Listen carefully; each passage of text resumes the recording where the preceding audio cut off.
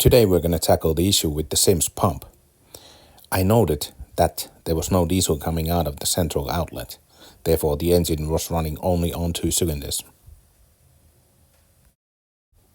After removal of the inspection lid and also the top section of the pump, I quickly noted what was the problem.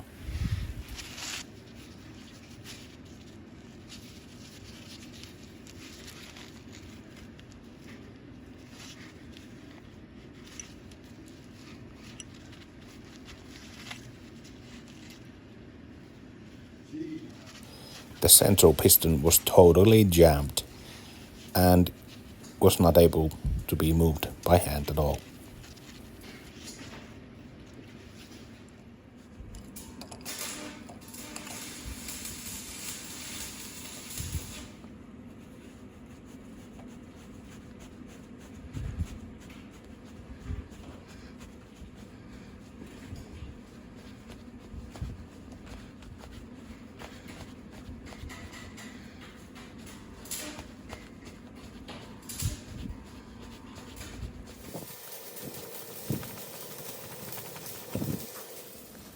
After a bit of persuasion, the middle piston came loose and was now moving freely.